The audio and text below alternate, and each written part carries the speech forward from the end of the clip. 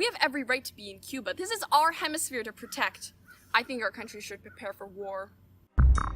The United States declared war on Spain on April 25, 1898, and the voice you just heard represented America's growing pro-war public opinion based on jingoism, a form of nationalism that required an aggressive foreign policy. American investment in Cuban sugar had established an economic connection between the two countries, but now, Spanish intervention in the 1895 Cuban Revolt was being dramatized by the Yellow Press, a conglomeration of sensationalist newspapers that included William Randolph Hearst's New York Journal and Joseph Pulitzer's New York World. At this point, most of the population was ready to intervene in Cuba using the Monroe Doctrine as justification, but two more events still needed to occur in order to push public opinion completely in the Yellow Press's favor.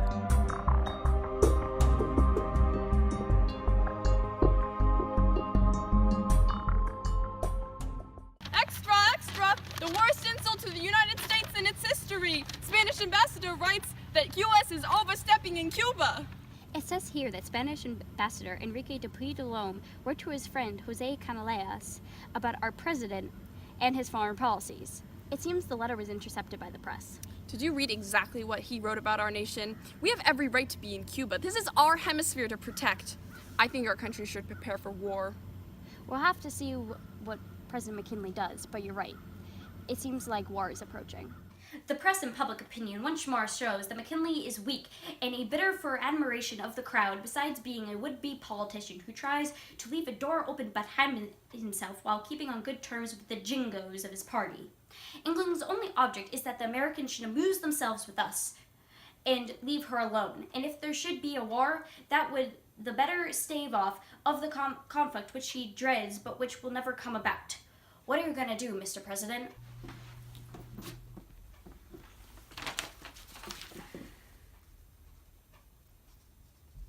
Are you even sure this letter is real?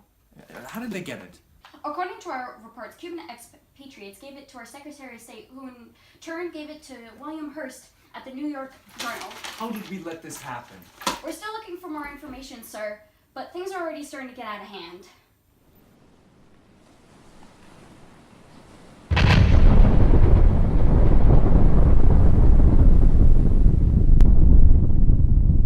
Well, this is a disaster. In reality, the USS Maine was sunk by a mine, and the real culprit was never truly found. However, the media portrayed the incident very differently. The USS Maine was docked in Havana Harbor when it was hit by a torpedo from a Spanish ship, killing 266 seamen out of a crew of 358. The New York Journal is offering a reward of $50,000 for the detection of the perpetrator of the Maine outrage. Did you hear what happened down at Havana Harbor? Yes, it's terrible. I can't believe it. All those Americans. What's gonna happen now? First the DeLome letter, and now this? Are these attacks on our country from Spain? They most definitely are. Have you seen the newspaper reports? The Spanish blew up our ship. They insulted our president. How can we let these people control a country that isn't even theirs? We must do something. You're right. Something must be done. Mr. President, what are we going to do? The public is outraged and clamoring for war. Should we be doing the same? We haven't confirmed that the ship was hit by a torpedo. At this time, we have no way of knowing if that was even an attack by the Spanish. Why does the public think that that was an attack? The media, sir, they're blowing everything out of proportion. First they made the DeLome letter public domain, and then they started publishing unconfirmed reports. Nonetheless, I think we should follow public opinion. You mean the press's opinion? They're the ones controlling the public outcry. I don't think we should follow public opinion. I'll issue an ultimatum to Spain to try to create a ceasefire in Cuba. And if they don't accept, I'll have to address Congress. Spain did not agree to the ceasefire. In fact, it broke all diplomatic ties with the United States the next day. McKinley, under increased pressure from the Yellow Press, had virtually no choice but to address Congress on April 25, 1898, to declare war on Spain.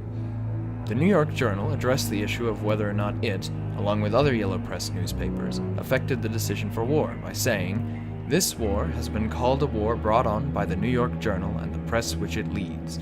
This is merely another way of saying that the war is the war of the American people, for it is only as a newspaper gives voice to the American spirit that it can be influential with the American masses. By acknowledging that they played a major role in increasing public support for the war, it's evident that the Yellow Press newspapers were instrumental in convincing the masses to influence foreign policy decisions of the McKinley administration. Despite being officially gone, yellow journalism has seeped into mainstream media in order to live on, even into the present day.